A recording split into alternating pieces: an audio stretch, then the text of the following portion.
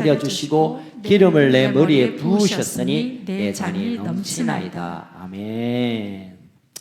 오늘은 5절 말씀으로 하나님께서 우리에게 들려주시는 음성을 듣길 바랍니다.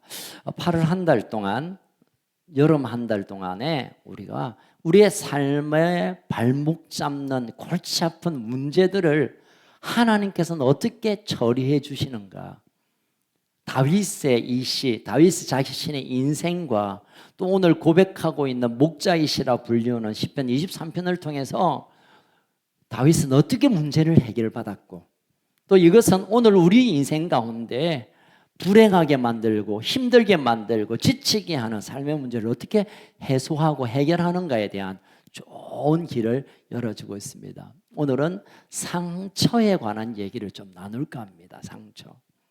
여러분, 사람들이 어울려 살다가 보니까 지나가다가 툭 치기도 하고, 그러다 보니까 마찰이 생기고, 그러다 보니까 오가면서 생겨지는 상처가 있습니다. 심리학적으로 상처는 결핍과 거절 감정으로 만들어진다고 합니다.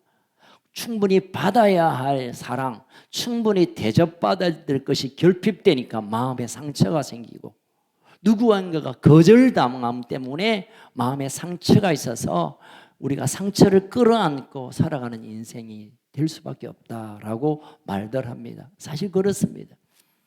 여러분, 땅의 인간관계가 가족과 또는 친구와 우리 성도들, 영적 가족들의 관계로 인해서 우리 얼마나 위로를 받고 힘을 얻고 또 기쁨을 경험하고 있지 않습니까?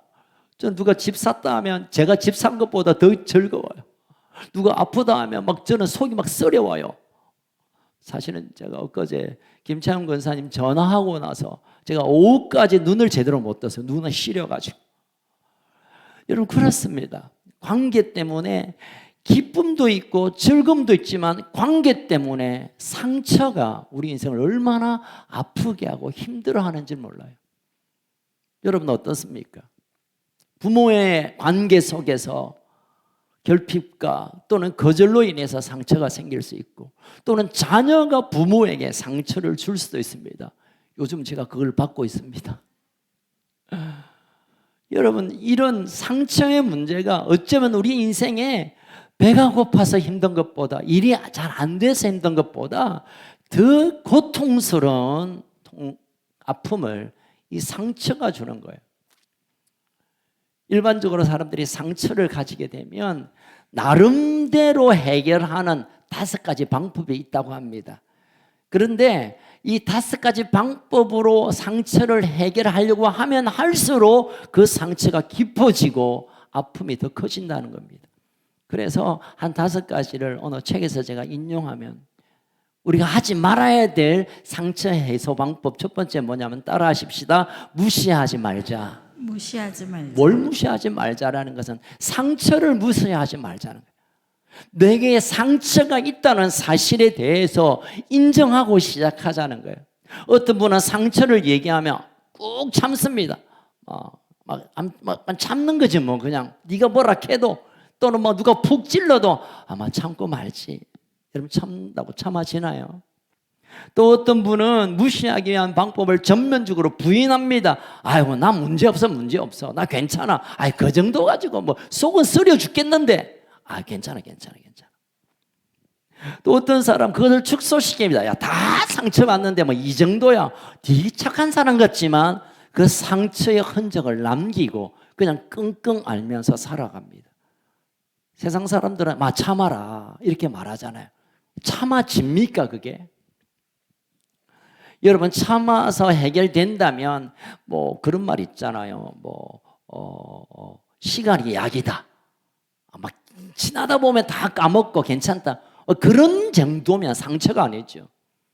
여기서 말하는, 우리가 나누고 싶은 이 상처는 정말 푹 찔림을 받아서 견딜 수 없는 그 어떤 일이 내버려 둔다고 되는 게 아니라, 그냥 내버려 두면 이것이 더 통증을 가하고 더 염증을 주고, 그래서 나중에는 암세포가 되어서 상처가 나를 삼킬 때까지 내버려 두는 어리석은 사람들이 있습니다. 요즘 기침만 좀 하면 코로나 아이가 식사가 뭐 소화 안 되면 위에 뭐가 생겼나 하고 브라락 병원에는 가는데 마음의 부분, 혼적인 영적인 영역의 상처에게서는 뭐 괜찮다, 괜찮다, 다 아픈데 뭐 그러지 마세요, 여러분. 그러면 한 순간에 우리의 인생을 어찌할 수 없는 암적인 위기를 만나게 됩니다.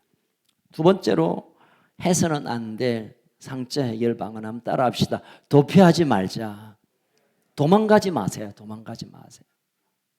상처가 있는 걸 아는 것부터 안다고 생각한다면, 이 상처가 생겼다고 한다면 이것을 직면해야 됩니다. 어쨌든 이 상처를 해결해야 합니다. 그런데 이 상처를 해결하는 거, 먹고 살기 바쁜데 그 사람 또 그냥 안 보면 되지 이러면서 자꾸 그냥 문제에서 도피하려고 합니다. 도망가려고 합니다. 그래서 또 도망가는 것까지 좋은데 도망갈수록 상처의 아픔은 남아있으니까 이 상처를 잊어버리기 위해서 다른 것들을 선택하기 시작합니다. 도박을 하고 또 짜릿한 그 어떤 것들을 운동을 과하게 하고 상처를 잊어먹기 위해서, 상처를 뒤로 하기 위해서 달려갑니다. 그러다 보면 생겨지는 게 중독입니다. 여러분, 도박이나 또는 운동도 일도 이런 중독과 같은 환자들을 다루고 있는 사람들의 대개의 경우는 그 안에 상처 때문에 그런 중독이 생겼다고 하는 케이스가 거의 대부분입니다. 어느 날 갑자기 중독되지 않고 상처를 해결할 방법을 모르다가 어떤 것에 그냥 달려가니까 거기에 매여버리는, 묶여버리는 중독이 일어난다는 것입니다. 세 번째 한번 따라 하십시다. 숨기지 말자. 제가 지금 이 설교인지 인문학 강의인지 상담 심리인지 모르겠지만 오늘 여러분 말씀을 끝까지 좀 들어보셔야 할 필요가 있습니다. 여러분, 도망가거나 무시하지는 않지만 어떤 사람은 자꾸 숨겨요. 뭐가 잘못이지? 나는 나 별 문제도 없는데, 나 걱정 없는데, 잘 살고 있는데, 특별히 내게 그런 불편함이 없는데 자꾸 숨깁니다. 그러면서 자기가 상처가 있다는 이 인정을 하는 것이 자존심이 상하다고 생각하는 이런 오해에 빠지게 됩니다. 내가 아프다는 것, 내가 지금 아파서 힘들다는 것을 말하는 것이 부끄러워요? 지금 통증이 미치도록 아픈데 병원 가서 나 괜찮다고, 아니요, 아프면 아프다고 말해야 돼요. 이렇게 아프고 이만큼 아프고 이렇도록 내가 괴롭다고 말할 때 의사가 진단을 하고 처치를 할 거 아닙니까? 우리 인생의 문제, 육신의 몸에도 그런 문제가 있다면 우리의 마음과 혼적인 영역, 때로는 영적인 영역조차도 우리의 마음 깊숙이의 상처를 숨기려는 데서부터 우리는 그 상처에 사로잡히는 일들이 얼마나 많은지 몰라요. 시편 32편 3절 좀 읽어보겠습니다. 32편 3절. 시편 32편 3절 시작. 내가 입을 열지 아니할 때 종일 신음함으로 내 뼈가 쇠하였도다. 다윗이 한때는 그가 지었던 죄가 죄책감이 되어서 그게 상처가 돼서 너무 힘든데 내가 입을 열어야 되는데 뭐라고 말해야 되는데 입을 닫고 있으니까, 내가 왕이니까, 남자니까, 내가 부끄러운 일이니까 입을 닫고 있으니까 뼈가 신음하는 정도로 통증이 더 커졌다라고 고백하는 거예요. 여러분, 아프면 아프다고 해야 됩니다.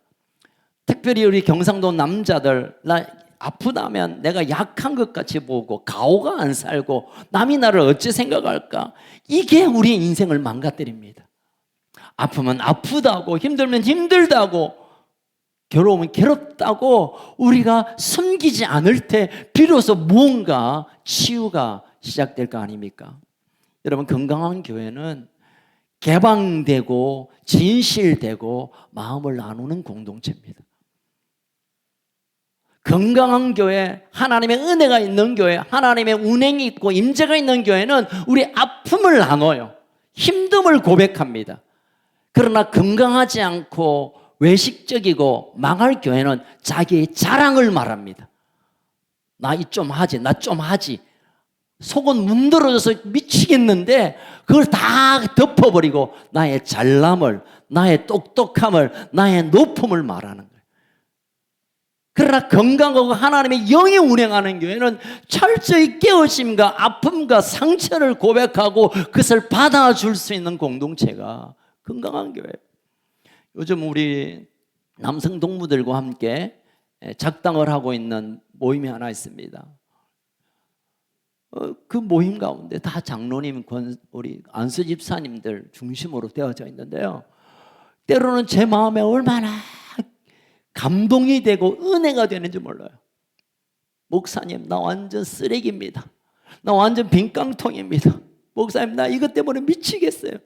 그 고백이 얼마나 위대하고 얼마나 정직해 보이는지. 저는 그럴 수가 없을 때가 많거든요. 목사니까 내가 체면 좀 지켜야 되니까, 남들이 나를 어떻게 볼까, 이것 때문에 잘 못 나누는데요, 정말 자신을 깨트리며 고백하는 그곳에 하나님의 영이 임하는 것을 경험합니다. 여러분, 그래서 공동체가, 작은 공동체가 필요하고, 그래서 소그룹이 중요하고 셀 모임이 그래서 중요한 거예요.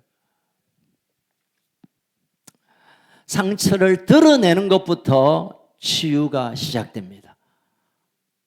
우리 옆 사람에게 한번 그렇게 얘기합시다. 상처를 드러내셔야 치유가 시작됩니다. 아멘, 아멘. 예.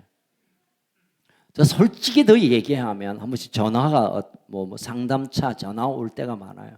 목사님, 내가 오랫동안 기도했는데 이게 응답되었어요. 할렐루야 하고 제가 박수를 3번 칩니다. 뜻모르는 목사님, 내가 오늘 막 미치 죽어버리고 싶다고, 나 진짜 웃자면 좋겠나 하면 함께 울면서 기도하고 10번 박수 칩니다.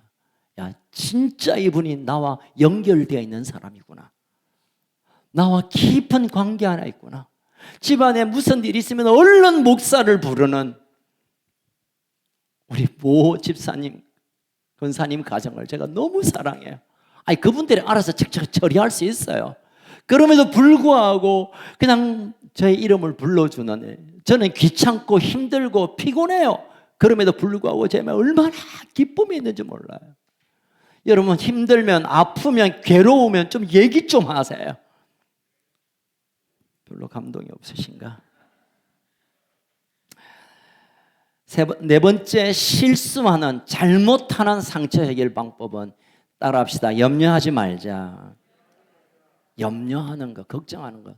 그런데 여러분, 이 염려의 본래 의미가 뭔지 아세요?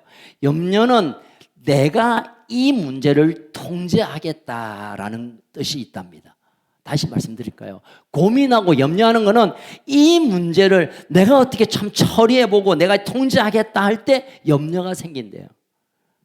그러니까 염려라는 것은 하나님이 하실 일을 내가 가져와서 내가 하겠다는 거예요. 여러분, 내 문제를 내가 어떻게 해결합니까? 우리가 뭘 내 문제를 내가 해결할 수 있습니까? 돈 몇 푼으로 해결할 방법도 있죠. 그러나 진짜 우리의 문제는 우리가 아무것도 할 수 없어. 우리 아무것도 흉내도 못 내요. 그런데도 내가 하겠다고 들여다보면 염려 속에 빠져드는 겁니다. 염려하는 것 결코 우리의 문제, 우리의 아픔, 우리의 상처를 해결할 방법이 아닙니다. 이런 밤새 고민했는데 아침에 눈 뜨면서 해결이 되었으면 저는 맨날 밤새겠어요. 저녁 먹고 야 이거 어쩌노 하고 시작해가 밤새 그것 때문에 제가 불면증이 생겼어요. 솔직히 말하면 야 이 문제를 이렇게 할까, 이렇게 해가지고 이렇게 하면 되지 않겠나. 아니야, 그러면 이런 문제가 있어. 그럼 이 문제를 어떻게 하면 좋겠나, 이 문제를 누구한테 부탁해, 이렇게 하다 보면 그냥 내가 다 해결할 것 같으면 밤새 못 자고 이거 안 되는구나 하고 끝나요. 여러분, 염려하지 마세요. 성경은 그렇게 말합니다. 염려는 너의 것이 아니라고요. 마지막, 세상 사람들이 하는 상처를 해결하는 방법, 안 좋은 방법 5가지입니다. 따라합시다. 원한을 품지 말자. 여러분, 대개 상처는 누군가에 의해서 받습니다. 그죠? 아버지가 막 포악한 욕과 함께 저주를 섞어서 말했던 그 말이 평생 남아서 내 인생을 묶어요.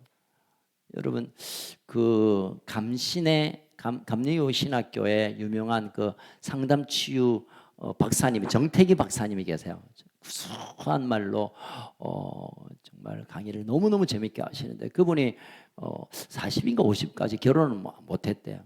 왜냐하면 아버지가 어릴 때 야, 너 못생기가 누가 네한테 장가 오겠노? 이 말이 평생 상처가 되어서 누굴 만나도 좋아는 하는데 저 사람 나하고 결혼 안 할 거예요. 왜냐하면 그 상처가 내 마음에 스트롱홀드 뭐죠? 제 견고한 진으로 남아있기 때문에 나중에 예수님 믿고 예수님이 그 모든 죄책감과 상처를 지우고 나서 야, 나도 괜찮은 사람이네.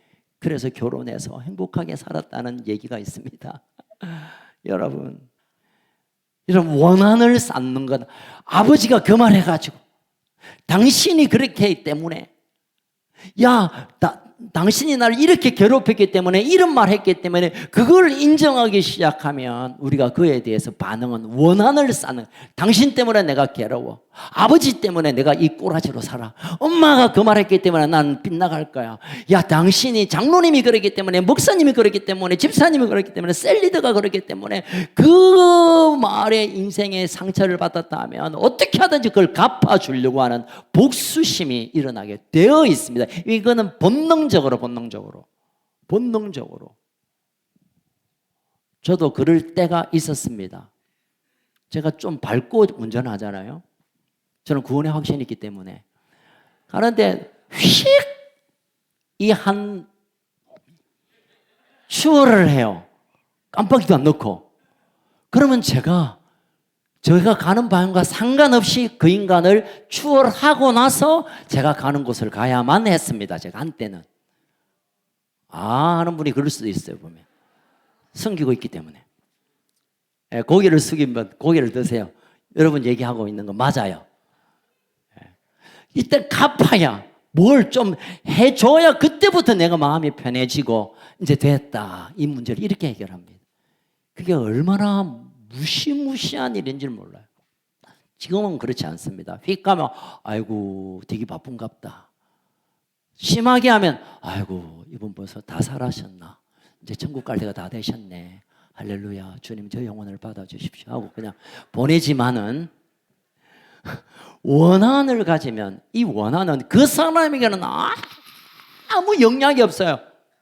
내가 저 사람이다 원한을 가고 복수를 뭐 옛날 같으면 이게 이상한 지푸라기로 인형을 만들고 꾹꾹 찔러봐요. 인형만 아프지 그 사람 까딱도 안 한다니까. 저주해보세요.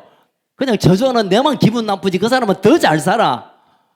여러분 원한을 갖는 것은 그 사람과는 전혀 상관없고 내 인생만 자꾸 괴롭히는 거예요. 여러분 원한을 쌓고 복수심은 나를 괴롭히는 거 외에 더 이상 나아지는 게 없어요. 다시 말씀드릴까요? 받은 상처를 저 인간 갚아야지 하면 저 인간은 더 잘 살고 나는 더 괴로울 뿐이에요. 그런데 왜 그 복수를, 원한을 갚으려고 그걸 들고 있냔 말이에요. 요즘 그 층간 소음 때문에 야단이잖아요. 그래서 그런 얘기가 있어요. 위에서 아들 뛰는다고 요즘 그 천장에 붙이는 베이스 소리 쿵쿵쿵쿵 하는 그런 스피커가 요즘 잘 팔린대. 천장에 달아가지고 위에 소리 한번 들어보라고. 그래가 짝대기로 쭉 나오고 나서 이제 시끄러워서 너도 한번 당해봐라 하면 밑에 집에서 그런대요. 무슨 말인지 아시겠죠? 그렇게 위를 괴롭히면 우리 집 밑에 사람들은 조용하겠어요? 여러분 이 원한 복수란 게 이런 것입니다. 한번 당해봐라. 너도 한번 해봐라. 이건 결코 우리 인생을 더 고통으로, 더 상처에 깊숙이 던지는 무책임한 일인 것입니다.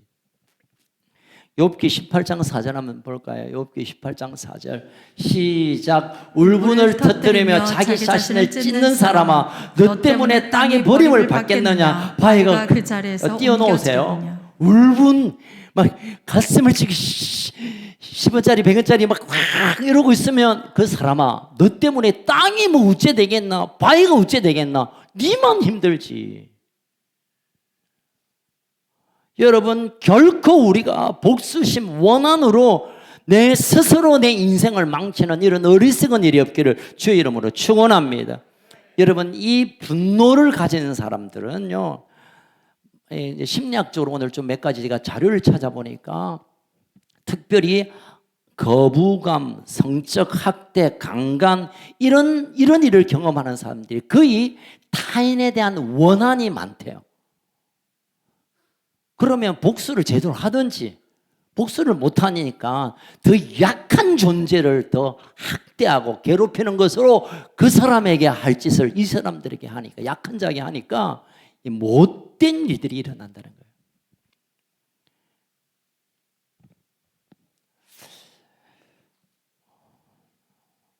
원한을 품는 것은 스스로 내가 패배했다, 내가 저 사람에게 원망을 하는 거, 나 그냥 패배자다고 인정하는 것과 동일한 것입니다.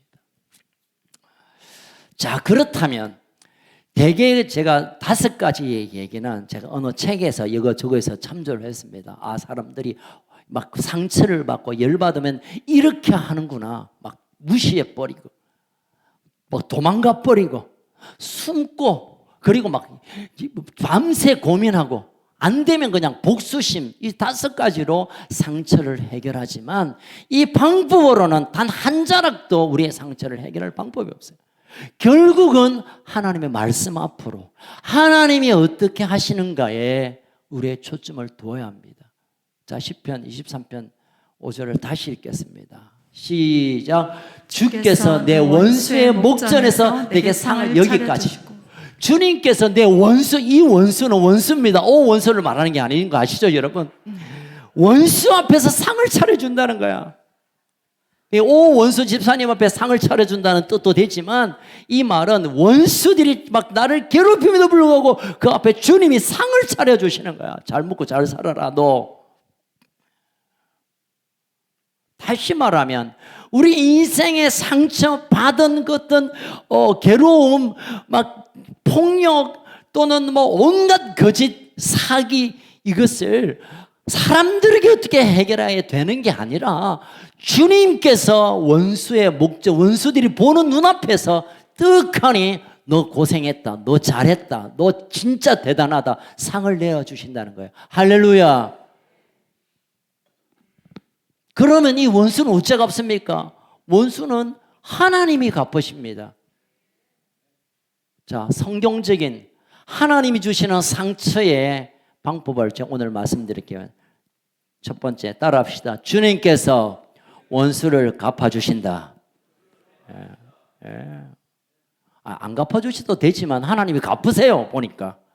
하나님 됐습니다. 아니야. 네가 누군데 너를 괴롭혀? 그럼 내가 손봐주지. 하나님이 갚으세요, 여러분. 5절에 보니까 주께서 내 원수의 목전에서 내가 상을 초래해 주신다. 원수를 하나님께서 딱 제대로 처리해 주신다는 것입니다. 여러분, 양들은 이제 지금 다윗이 목양, 양을 키울 때의 어릴 때 기억을 되돌려서 자신의 이 고통의 문제를 목자 되신 하나님께서 이렇게 풀어주시는구나 하고 고백하는 거예요. 그러니까 당시에 양을 치는 것에 대해서 이해가 있으면 더 깊은 이해가 됩니다. 양은 본래 적들이 많아요. 싸워서 적인 게 아니라 양이 너무 공격을 못하기 때문에 뚱땡이제, 다리는 짧제, 뿔도 없제, 손가락도 네일샵 다녀왔는지 멀끔하제, 이러니까 우차할 길이 없어. 주력이 도망을 못 가. 그러니까 아무 방어 능력이 없는 짐승이 유일하게 양이에요. 빈대는요, 자기의 신체보다 300배 이상 점프를 하시는 능력이 있고, 호랑이는 앙하고 뭐라도 다 하는데, 이 양들은 뛰지도 못하고 박지도 못하고 그냥 왕하면 발발발 뜨는 것밖에 할 수 없어요. 그래서 들판에서 양이 살 수 있는, 그러니까 이렇게 약한 존재인지 알기 때문에 주변에 얼마나 많은 맹수들이 노리는지 몰라요. 얼마 전에 동물의 왕국 잠깐은 짤을 보냈니까요. 어디지? 곰이 고슴도치를 싸웠는데 고슴도치가 이깁디다. 뭐 고명 막뭐 건드리니까 픽 이니까 가시가 퍽 벗기니까 뭐 아야 하니까 뭐 가쁘더만요. 그러니까 아무리 작은 짐승이라도 나름 방어 능력이 있고 무기가 있어요. 또 스컹크라는 조그마한 거 아시죠? 뿡 해보면 사자도 막 뒤집어져요. 그 가스에. 제가 웃기려고 한 게 진짜로요. 그러니까 모든 동물과 아주 미세한 이 벌레조차도 자기를 방어할 게 있는데 양은 아무것도 없어. 그러니까 양이 살 수 있는 그 맹수들이 얼마나 말 노리겠습니까? 그럼에도 불구하고 살 수 있는 유일한 한 방법은 목자가 지켜줘야 되는 거예요. 아멘. 다윗은 그것을 어릴 때부터 보았고 경험했습니다. 자신이 양이라고 생각하니까 주변에 얼마나 많은 맹수들이 나를 잡아 먹으려고 야단인데, 목자가 있을 때는 그 어떤 것도 손 하나 까다가 없음을 알고 하나님께서 나를 지키시고 보호하심이 내 모든 두려움과 걱정과 상처에서 지킬 만한 유일한 길밖에 없음을 오늘 고백하는 거예요. 양인 내가 목자이신 주님이 떡하니 옆에 서 있으니까 원수들이 얼씬거리지 못하고 떠났다는 거예요. 오히려 잡으러 먹으러 왔다가 목자의 지팡이와 막대기로 그 맹수들을 떼들어 잡아 죽이는 일이 그가 경험했던 과거의 인생이었습니다. 사랑하는 우리 건축가님 여러분, 내가 갚으려고 해도 갚아지지 않아요. 내가 뭐 우째한다고 되어지는 게 아니야. 그냥 우리는 주님께서 갚으실 것을 신뢰하고 그분에게 맡겨드리는 것, 이것밖에 우리의 상처와 아픔과 문제를 해결하는 방법이 없음을 믿으시길 주의 이름으로 축원합니다. 사도 바울도 그런 고백을 한 적이 있습니다. 로마서 12장 17절에서 19절 같이 읽어볼까요? 시작. 아무에게도 악으로 악을 갚지 말고 모든 사람에게 선한 일을 18절. 할 수 있거든 너희로서 모든 사람과 더불어 화목해라. 19절. 내 사랑하는 자들아 너희가 친히 원수를 갚지 말고 하나님의 진노하심에 맡기라. 기록되었으되 원수 갚는 것이 내게 있으니 내가 갚으리라고 주께서 말씀하시라. 내가 갚아줄게. 내가 갈봐줄게. 우리 경상도문은 갈봐주는 거 있죠.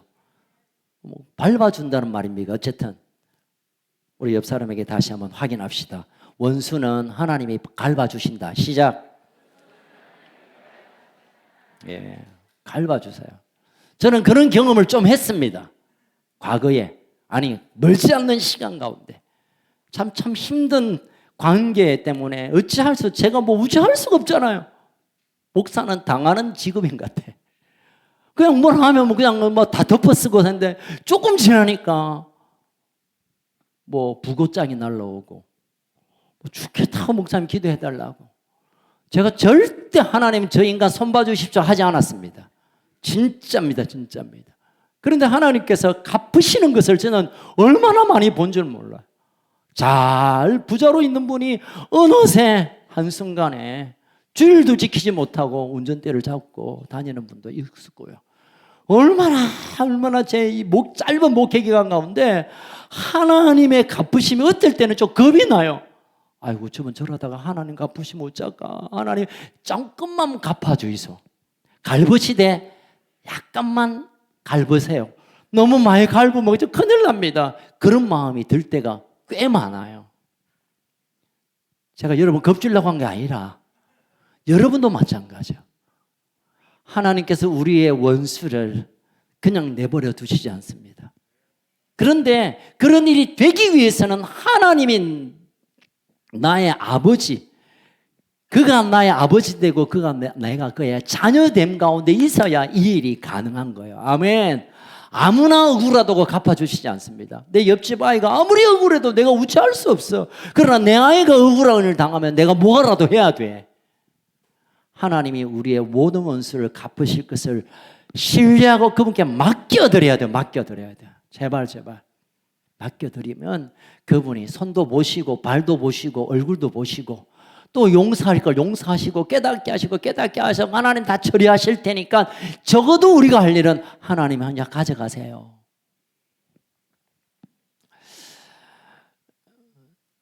두 번째로 성경에 오늘 다윗이 이 상처를 해결하는 또 다른 방법을 말합니다. 한번 따라합시다. 주께서 상처를 치유하도록 내어드리세요.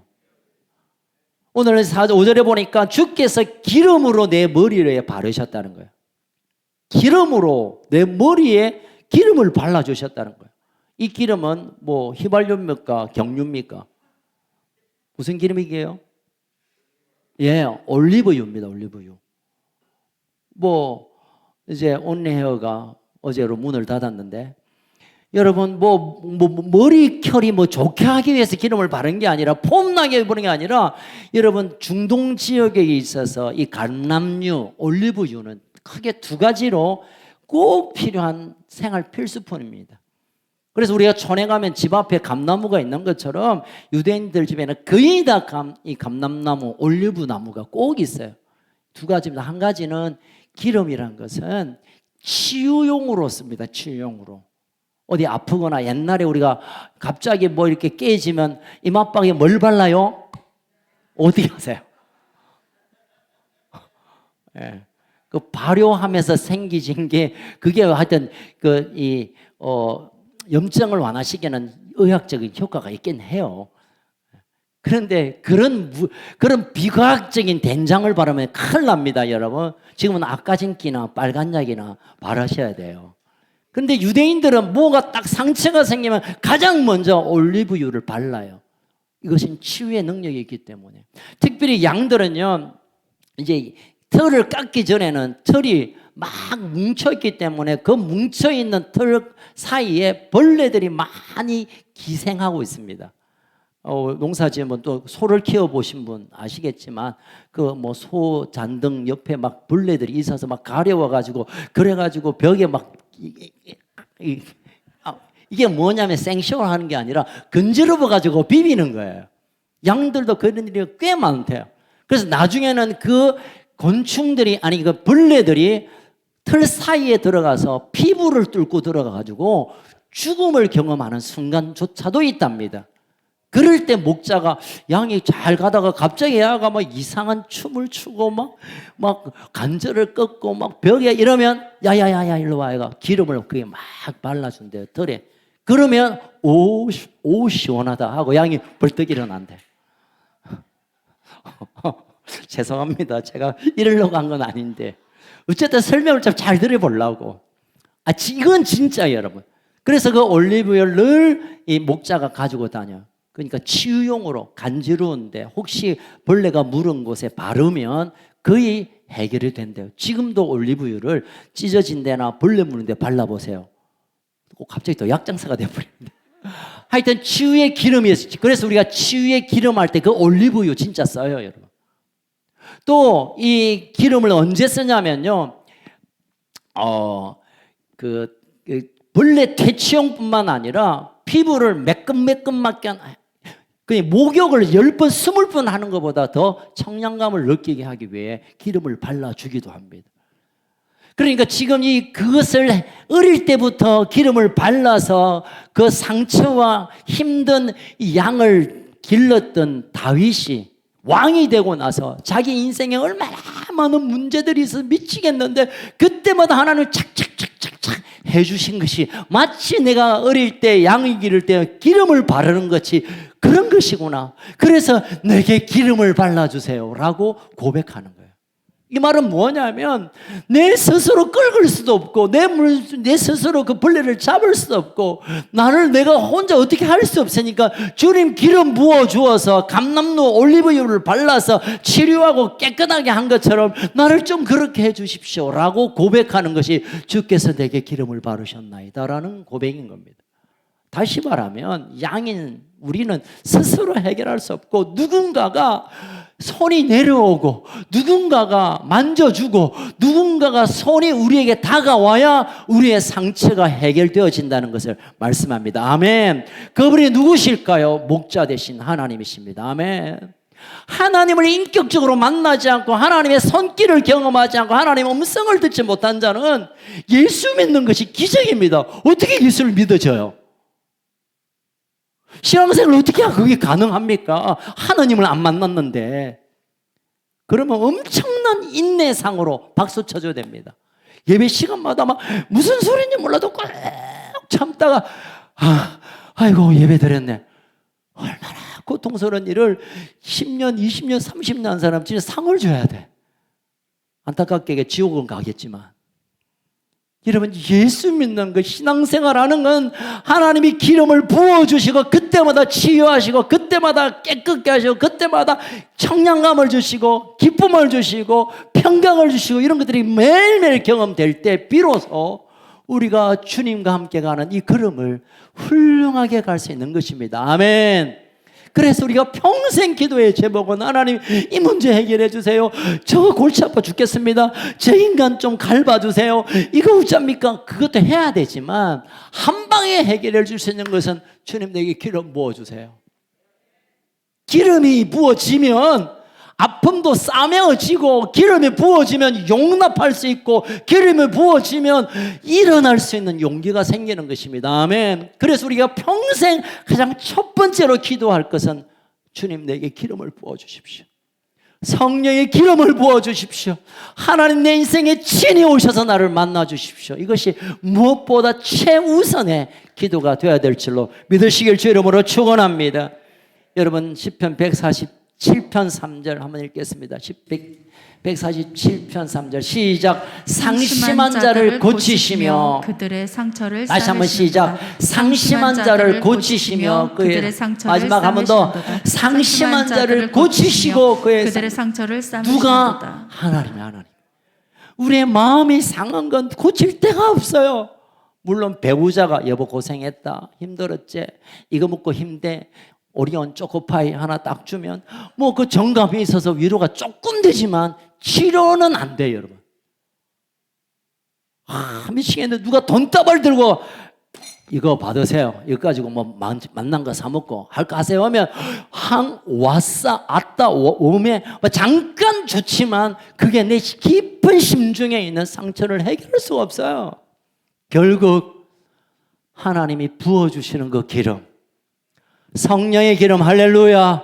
그 기름만이 우리를 온전히 치유하고 우리를 싸매고 살 소망을 갖게 해주시는 것입니다. 아멘.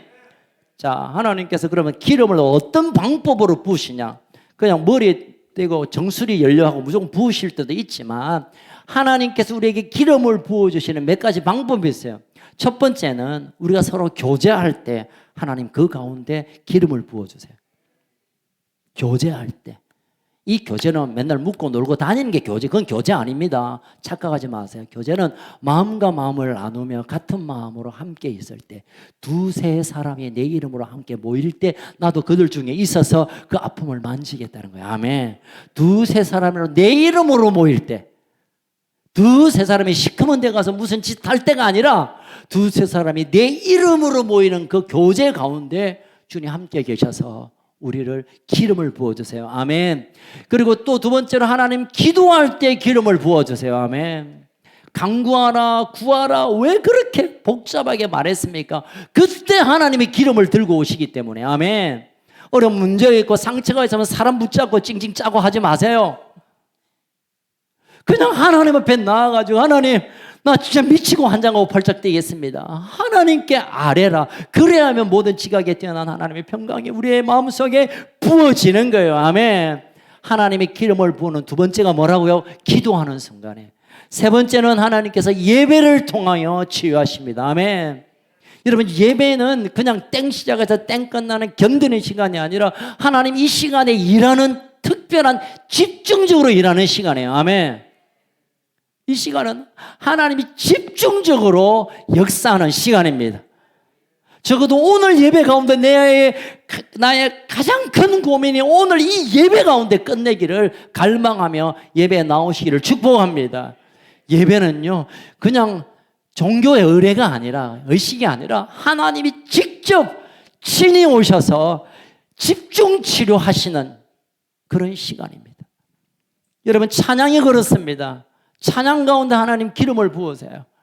그냥 노래 모르는 노래 오늘도 모르는 노래 하나 해서 제가 억수로 기뻤습니다. 야 새 노래가 나왔구나. 하나님 새 노래를 찬양해라 했는데 새 노래 빨리 배워야겠다 마음에 감동과 갈망이 있습니다. 여러분 노래를 뭘 하든지 누가 어떤 노래인지 저기에서는 두 번째가 한음 쳐진다 하더라도 괜찮아요. 그냥 하나님 앞에 그냥 내가 하나님께 찬양하는 거지, 찬양하는 걸 구경하는 게 찬양이 아니에요. 여러분, 하나님 그 시간에 기름을 부어주세요. 그 시간에 하나님 치유의 기름을 부어주시는 거예요. 어떨 때는 저는 이런저런 집회를 많이 좀 다녀봤지만 전 세계적으로 다녀본 사람 아닙니까? 유명한 목사님 온다 해서 거기에 찾아갔는데요, 그분이 등단하기 전에 찬양하는 건데 해결되는 것들이 너무 많아요. 너무 많아요. 찬양, 이제 그분이 이제 오시기 전에, 설교하기 전에 찬양하는데 하나님 치유의 기름을 부어서 여기저기서 막 회복되고 간증이 튀어나오는 걸 저는 너무너무 많이 봤습니다. 여러분, 예배는 설교가 100분의 1 정도의 중요성이 있습니다. 어떤 분은 설교 들으면 예배 다 드렸다고 착각하는 분이 계세요. 예배의 설교는 막 좀 뻥을 쳐요. 10분의 1 정도로 중요합니다. 10분의 1 정도는 중요하고, 설교는요 10분의 9는 뭐냐면 찬양, 기도, 내가 개인적으로 하나님을 만나는 이런 모든 것들이 설교보다 훨씬 중요합니다. 훨씬 중요해요. 아멘 하셔도 돼요. 아멘. 설교보다 우리의 기도가, 우리가 하나님을 찬양하는 게 더 중요하고 더 가치 있고 더 역사하는 시간입니다. 우리 한국교회 예배가 자꾸 설교를 갖다가 중요하게 여겨가지고 설교 들으면 다 끝난 건 줄 아는데, 설교 안 들어도 돼요. 여러분, 오히려 어떨 때는 그냥 찬양만 짤딱 들고 하나님 말씀하시면 제가 나오기 전에 나가셔도 괜찮아. 그분 예배 드린 거예요. 하나님을 만나지 않는 설교, 하나님 만나지 않는 기도가 의미가 없는 거지. 예배 가운데 하나님 우리에게 기름을 막 부어주세요. 어떤 분은 장로님 기도하는데 저 뒤에서 어떤 분이 막 그게 터치가 되어가 하나님을 만나는 경우들이 있고, 찬양하는 가운데 너 처음 듣는 노래인데 뭔지 영적인 감동의 가슴에 와닿는 분도 계시고, 축도하던데, 제 경험으로는 축도하는데 어떤 분이 막 하나님의 우레와 같은 소리가 들렸다는 고백도 들었어요.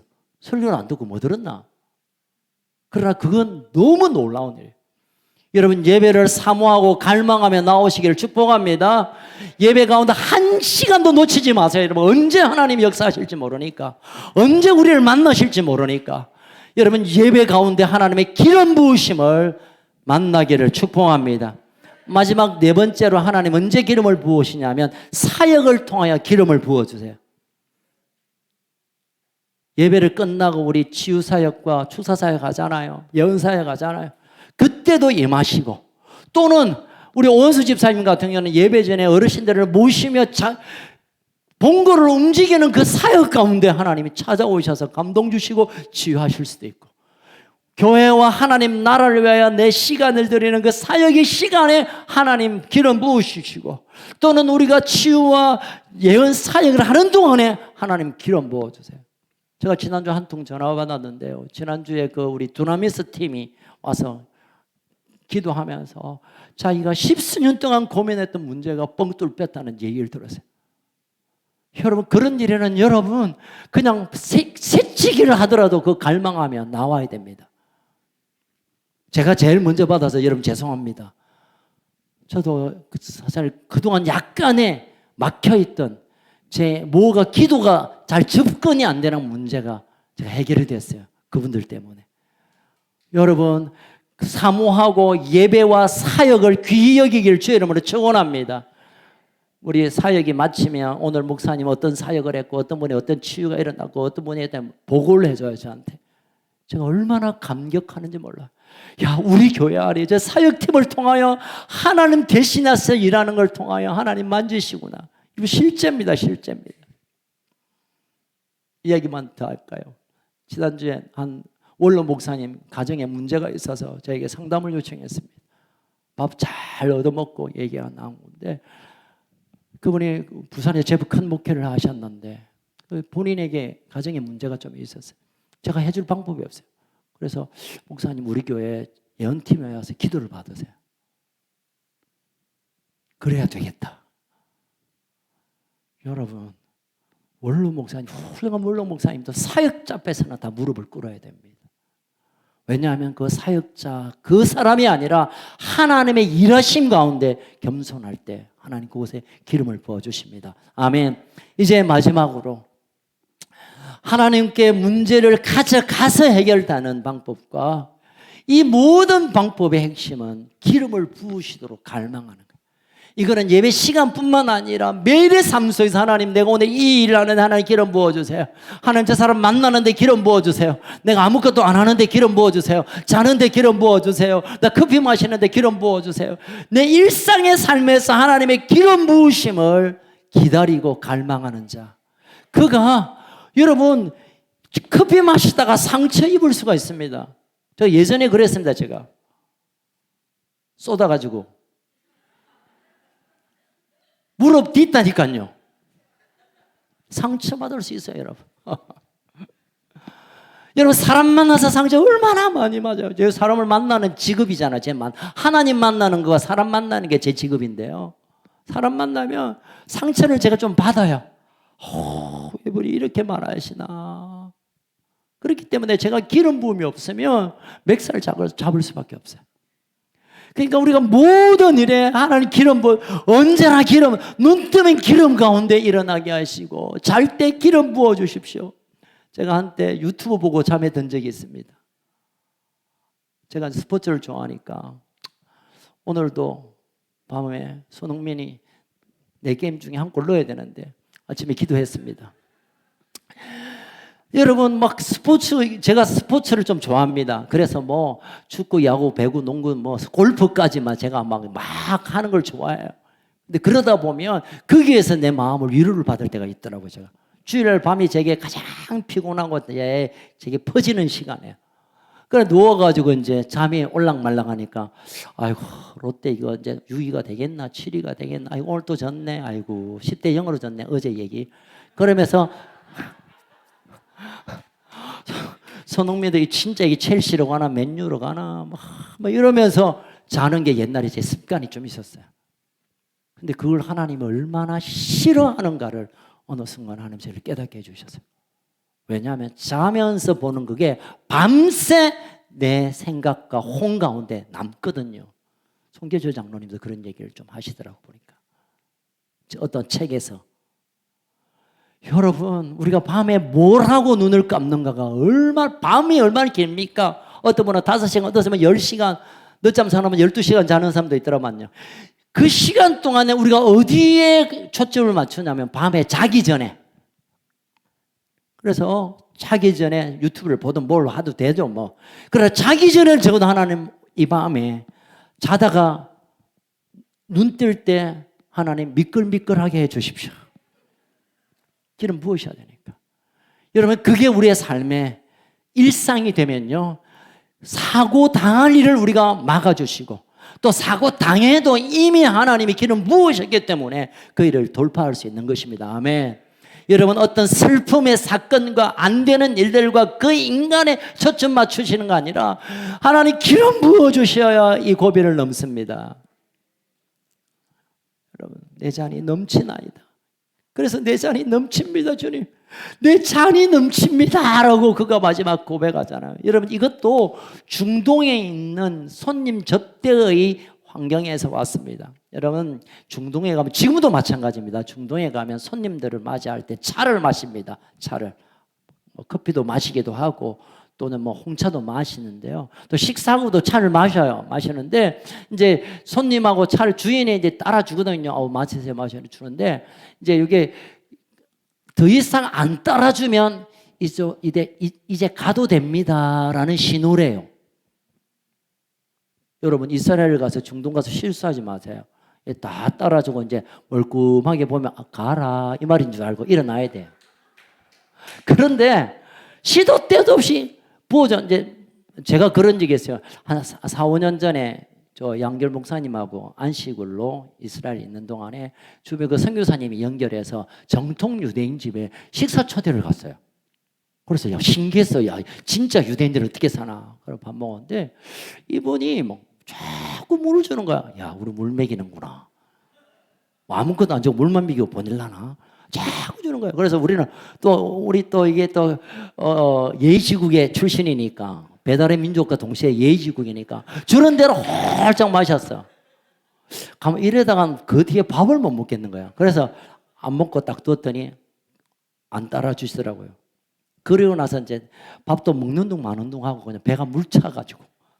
그래가 나중에 제가 공부하다가 이 시편 23편 내 자리 넘치나이다 이 공부하면서 그때 그 일이 기억나더라고요. 여러분 친밀한 손님, 오랫동안 내하고 좀 머물기를 원하는 손님에 대한 하는 일이 뭐냐면 잔을 자꾸 채우는 거예요. 가지 마세요. 나하고 좀 더 있어요. 계속 이 밤의 끝을 잡고 나와 함께 있어요. 이게 잔을 채우는 거예요. 지금 다윗이 하나님과 하나님께 손님처럼 갔다가 당신이 나를 잔을 자꾸 채우시네요. 이 말은 네 가지 마. 나하고 좀 있어. 그 고백을 다윗이 한 거예요. 아멘. 제가 지어낸 얘기가 아니라 이게 실제라니까요. 왜 잔을 채웁니까? 같이 계속 있어야 되니까. 하나님이 내게 잔을 채우시네요. 이 말은 하나님 나 안 떠나시네요. 나 가지 말라고 하네요. 나하고 좀 오랫동안 머물자 하네요. 이게 결국은 내 상처를 완전히 끝내는 결정타였다는 것을 고백하는 거예요. 아멘. 유대 문화가 그렇지만 우리 문화도 좀 그렇잖아요.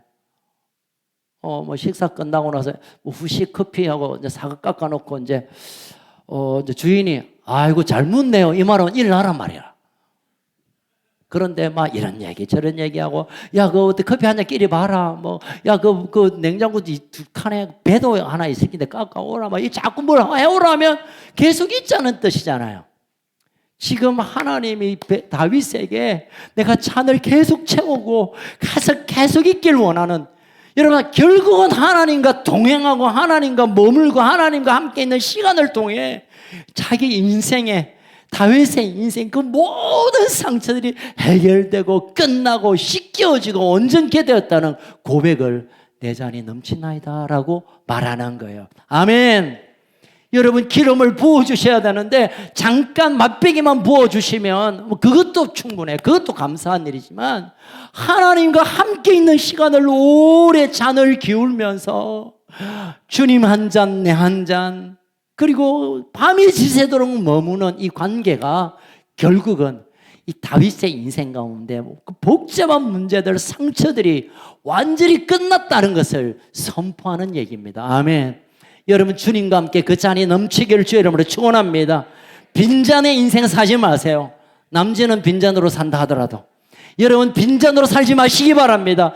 날마다 주님으로 체험을 받고 마시고 나서 또 체험을 받고 하나님과 주님과 늘 동행하는 동거하는 그냥 일상의 주님과 살아갈 때 내 삶에 어떤 음침한 골짜기가 온다 하더라도 또는 지금은 그렇지 않아도 내일 또 그런 일이 생긴다 하더라도 우리는 그분과 함께 잔을 기울며 밤낮을 보내며 하나님 주신 풍성함과 평강과 위로와 복을 누리는 그런 생애가 되어야 될 줄로 믿습니다. 우리 오늘 5절 말씀을 좀 더 읽겠습니다. 한 번 더 읽겠습니다. 아니 3번 읽겠습니다. 3번 5절 말씀 23편 5절 말씀 시작. 주께서 내 원수의 목전에서 내게 상을 차려주시고 기름을 내 머리에 부으셔서 내 잔. 한 번 더. 주께서 내 원수의 목전에서 내게 상을 차려주시고 기름을 내 머리에 부으셨으니 내 잔이 마지막으로 한 번 더. 주께서 내 원수의 목전에서 상을 차려주시고 기름을 내 머리에 부으셨으니 내 잔이 넘치나이다. 아멘. 살아계신 하나님 아버지, 때때로 우리가 사람들과 살다 보니까 사람들과 연결되어서 상처도 받고 상처도 주고 그래서 깨어지고 헤어지고 원수가 되고 복수하고 피를 흘리는 그런 불편하고도 힘든 일들이 우리 인생에 남아 있습니다. 아직도 용서해 주지 못하고 아직도 열받는 그 사람만 생각나면 열받고 그 사람 좀 안 봤으면 좋겠고 정말 그 인생이 내 인생을 괴롭힌 것 같은 이런 관계의 깨어짐 때문에 우리 안에 상처가 아직도 남아 있습니다. 하나님 이걸 끌어안고 살 것이 아니라 주님께서 이 모든 상처를 깨트려 주시고 해결해 주신다고 하셨으니 이제 이 모든 상처를 주님 앞에 가져가길 원합니다. 주님께서 원수의 목전에서 원수들이 보는 앞에서 하나님이 친히 상을 차려주시고 그래 됐다, 너는 괜찮다, 너는 온전하다 라고 말씀해 주신다니 너무너무 감사합니다. 주님, 우리 인생 가운데 정말 내 힘으로 아무것도 할 수 없는데 하나님께서 기름을 부어주셔서 내가 할 수 있게 되고 우리의 상처가 치유되게 하시니 감사합니다. 하나님, 우리를 한번 잠깐 만나고 떠나는 게 아니라 영원히 함께 있기 위하여 잔을 채우시고 떼어 채우시고 또 채워주시니 감사합니다. 하나님, 이 목자 되신 주님과 함께 우리의 생애를 이제는 하나님 주신 삼위의 자리까지 달려갈 수 있도록 은혜를 부어 주시옵소서. 하나님, 우리에게 상처가 있음을 고백합니다. 이 상처를 가지고 원한을 갖는 것이 하나님이 기뻐하지 않는 일인 줄 알고 주님께 맡겨드립니다. 주님, 이 상처를 오늘 만져 주시옵소서. 상처 위에 하나님 기름을 부어주세요. 영과 혼과 육에 깨어진 모든 상처를 치유하여 주시옵소서. 오늘 이 시간에 치유하여 주시옵소서. 오늘 이 시간에 기름 부어 주시옵소서. 언제까지 그것을 숨기고, 언제까지 그걸 모른 척하고, 언제까지 어디에 도피하고, 언제까지 원한으로 살다가 하나님의 주신 풍성한 삶이 아니라 내 스스로를 괴롭히는 인생으로 살기를 원하지 않습니다. 하나님, 이 시간 나를 만져 주시옵소서. 내 상처를 다루어 주시옵소서. 내 상처 위에 치유의 기름을 부어 주시옵소서.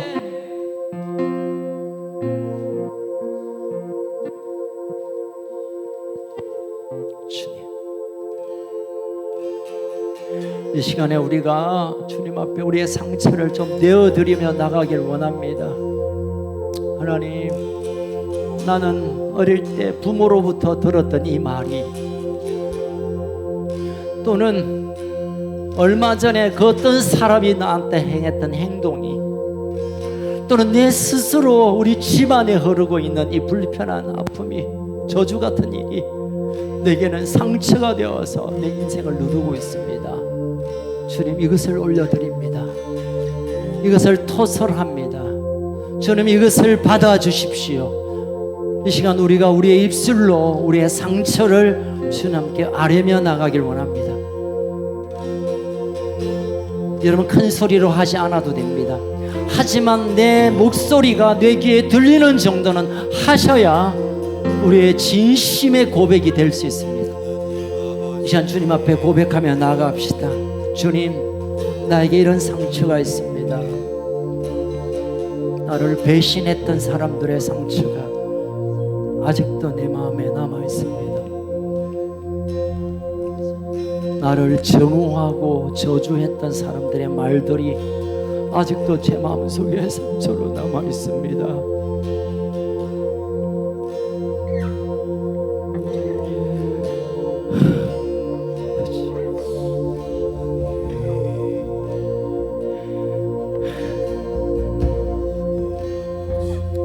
해서는 안 될 말 때문에 내게 이런 상처가 있습니다. 주님,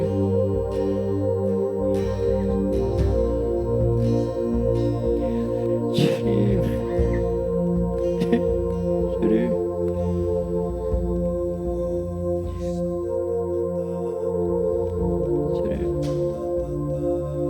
이런 상처로 너무 힘이 듭니다. 너무 아픕니다.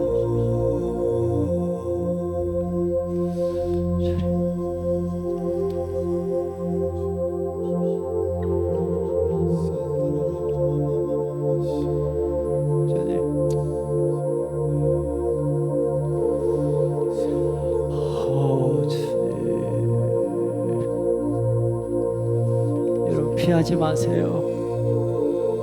도피하지 마세요, 여러분. 하나님, 오늘 우리의 상처를 다루시길 원하십니다. 내어드려셔야 됩니다. 미루지 마세요. 눈치 보지 마세요. 하나님, 오늘 내 마음에 오랫동안 담아두었던 상처를 해결하길 원하십니다.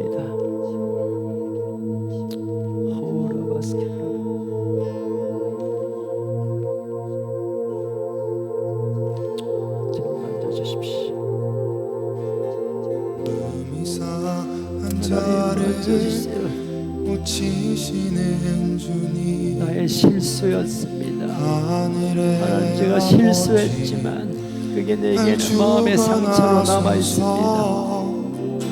주의 길로 인도하사 자유케 하소서. 이 상처, 새 일을 행하사 부흥케 하소서. 하나님, 나의 상처를 주님 앞에 다루길 원합니다. 그리고 목이 마르니 성령의 기름 부소서. 의에 줄이고 목이 마르니 상처를 만져주십시오. 내 잔을 채워 사랑하는 사람의 이별, 주소서. 그것이 상처로 아직 남아 있습니다. 목이 마르니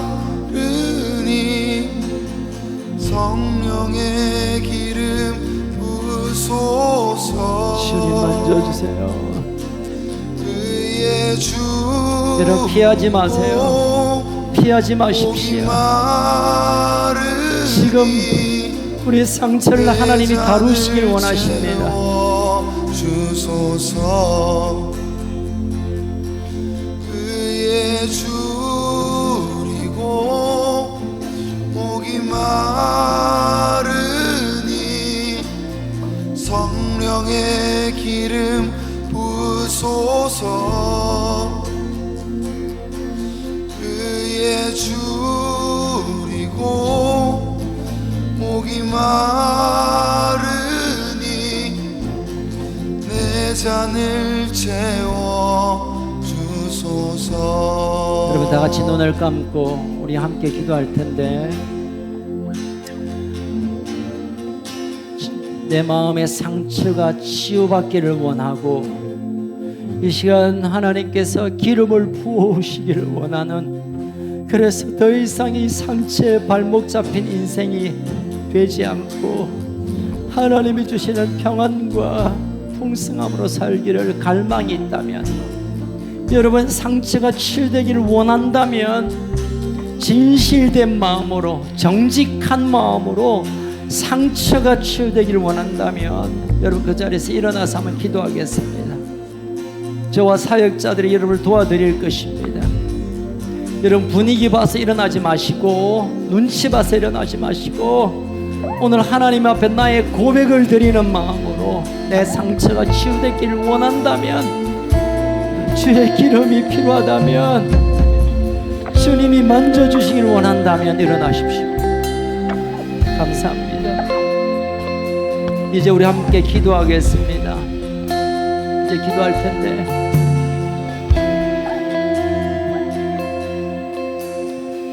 일어서신 분은 손을 높이 들고 기도합시다.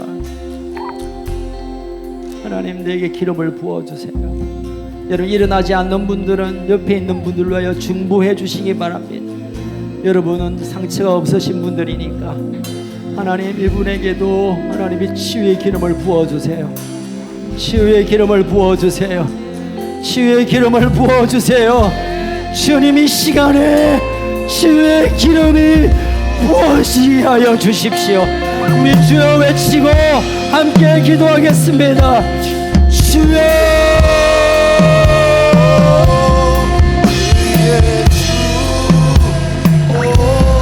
주님 기름을 부어주세요. 성령의 기름을 부어주시옵소서. 성령의 기름, 치유의 기름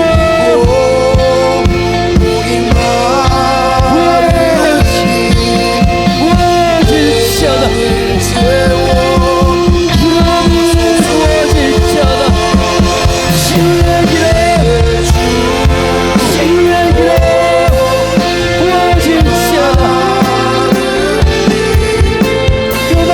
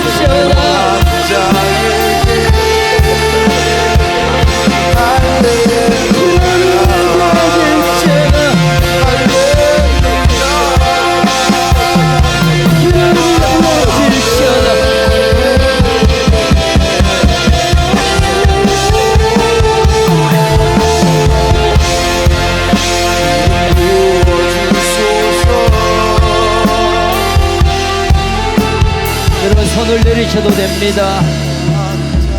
여러분, 하나님께서 우리를 치료하는 또 다른 방법 중에 하나가 두세 사람이 내 이름으로 모일 때 주님 함께 그곳에 계셔서 우리의 상처를 만지신다고 약속하셨습니다. 이제 우리 옆 사람과 두 분씩 또는 세 분씩 묻지 마시고 하나님이 주시는 성령의 감동에 따라 하나님 이분에게 기름을 부어주셔서 그 깊고 패인 상처를 만져주시고 회복시켜 주시옵소서. 다시 살려주시옵소서. 우리 두세 분 좀 가까이 가셔서 함께 서로가 서로를 섬김으로 서로가 서로를 사역함으로 하나님이 치유하는 것을 경험하길 원합니다. 함께 기도하겠습니다. 예, 하나님 아버지, 이 시간 우리가 함께 기도합니다. 우리의 패이고 패인 이 깨어진 마음을 기름 부어 주시옵소서. 기름 부어 주시옵소서.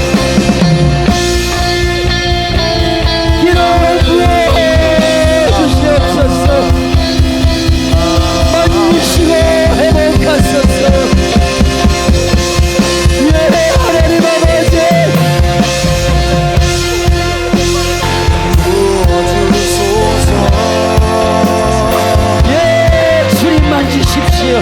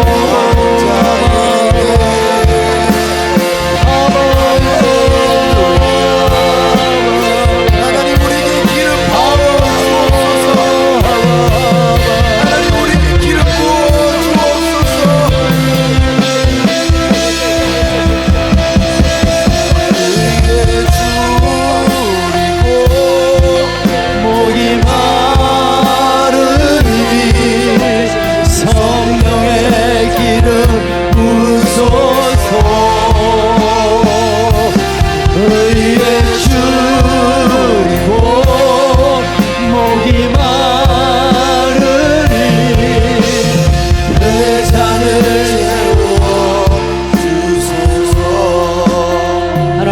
할렐루야, 주님 앞에 서는 그날까지 상처 때문에 발목 잡히고 상처 때문에 관계가 깨어지고 상처가 원수마귀의 놀이터가 되는 것을 우리가 이 시간 거부합니다.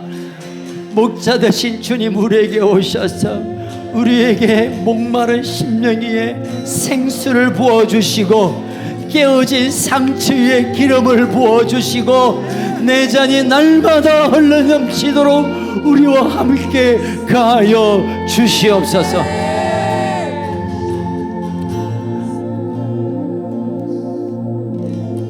우리의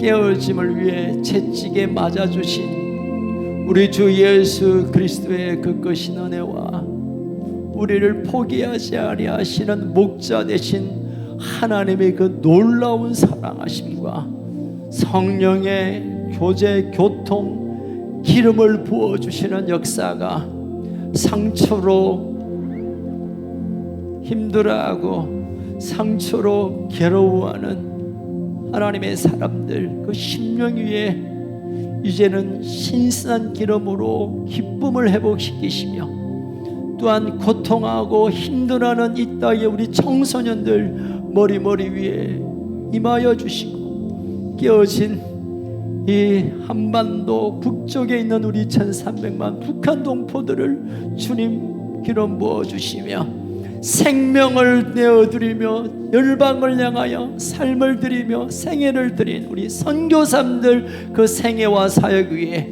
지금으로부터 영원토록 항상 함께 있을지어다. 아멘. 우리 하나님께 영광의 박수 올려드립시다. 이어서 좀 늦게 마쳤지만 예언 사역은 그대로 진행할 것입니다. 예언 받기를 원하는 분은 앞자리로 오시면 좋겠습니다.